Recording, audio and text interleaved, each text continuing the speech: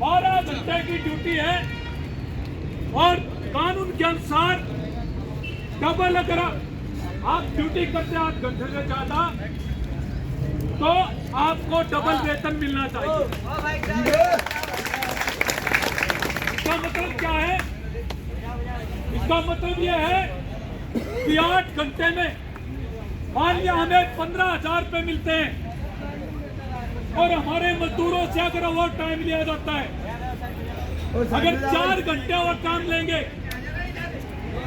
अगर हम 12 घंटे की ड्यूटी करेंगे तो 12 घंटे का हमें 30,000 रुपए मिलना चाहिए। इसका मतलब ये है, लेकिन ये पूरे तौर पर खासकर जहां ठेका पड़ता है वहां पर सिंगल ओवर टाइम देते हैं।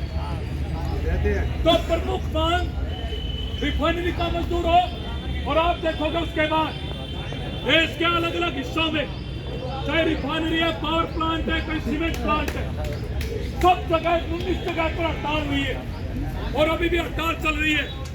और पूरे देश में और खासकर हम हरियाणा में हम ये मांग कर रहे हैं कि भाई ये जो न्यूनतम वेतन है, न्यूनतम वेतन तो आज हालत ये बन रही है उस पर जिंदा नहीं रहा जा सकता।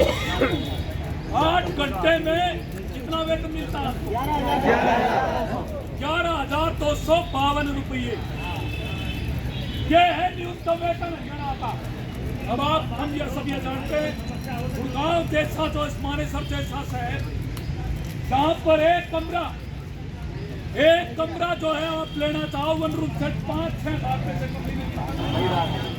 अकेला बंदा अगर रहना चाहे 5-6 हज़ार रुपए उसको किराया देना पड़ेगा। फिर जो है पिछले दिनों ये जो गैस के सिलेंडर में बढ़ोतरी हो रही है, इसने क्या हाल कर रखा है?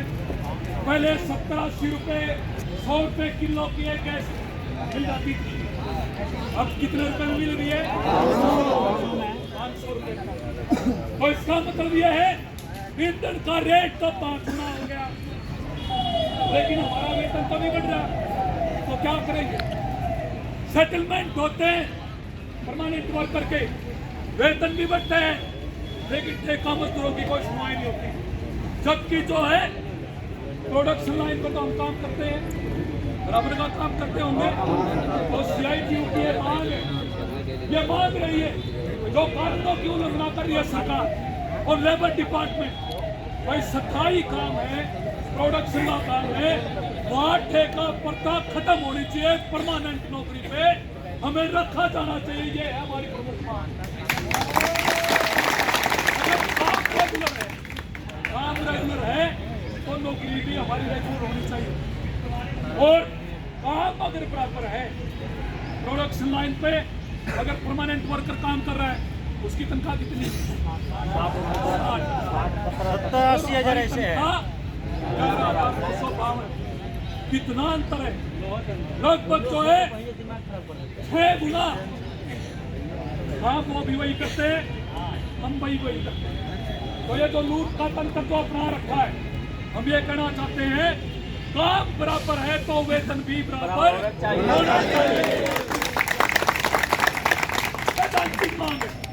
दोस्तों ये सत्यम ऑटो का चौथा रोज चल रहा है स्ट्राइक।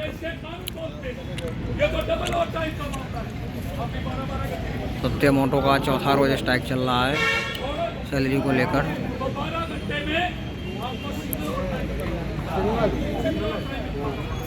और यह पूरा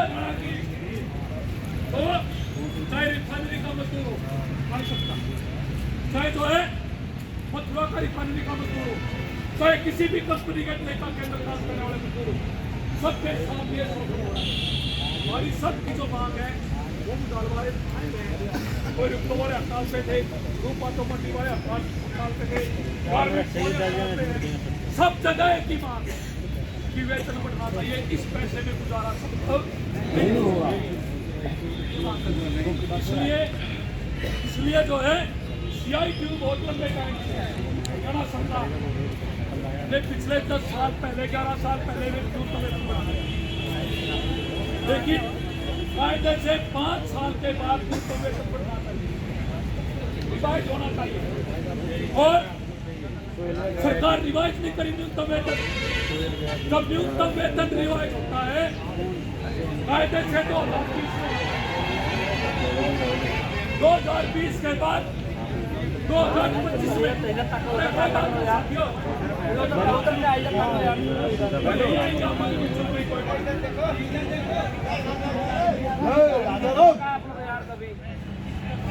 तो साथियों हमने जो सरकार से मांग की कि आज का दिन अगर किसी परिवार के अंदर 4 सदस्य हैं जो कानूनी रूप से न्यूनतम वेतन तय करने का जो आधार है, उस आधार के हमने तमाम आंकड़े सरकार को दिए। सरकार ने एक कमेटी बनाई न्यूनतम वेतन रिवाइज करने के लिए। उसमें सीटू की ओर से हमारी राज्य प्रधान थी, हमारे साथी विनोद भी इसके अंदर शामिल थी। हमने टोटल आंकड़े दिया सरकार को। 4 बंदों का रोज का खाना, टोटल मिला के कपड़े, सारा तो सुप्रीम कोर्ट से चले।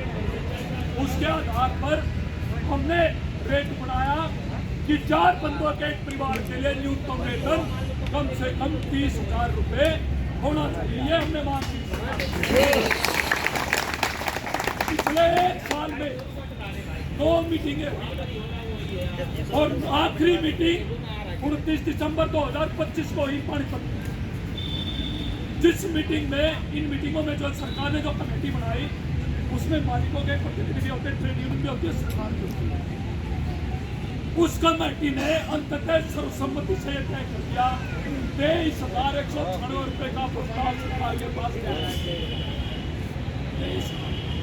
हमारी मांग थी भाई 30,000 का सर, हम लोग तो जानते हैं इसको लागू नहीं किया सरकार ने। अभी घोषणा करती बजट में कि 15,200 बढ़ाएंगे, करेंगे 11,200 बढ़ाने तो सिर्फ 15,200 करने का कोई विशेष लाभ नहीं। इसलिए आपके बीच में आए हैं, लड़ेंगे और निश्चित तौर पर जीतेंगे। आपका पूरा सपोर्ट करेंगे। जो भी मदद आपको चाहिए हम आपके साथ साथियों तैयार हैं। पुलिस वाले भी कुछ नहीं कर सकते। कई कल भाई कह रहे थे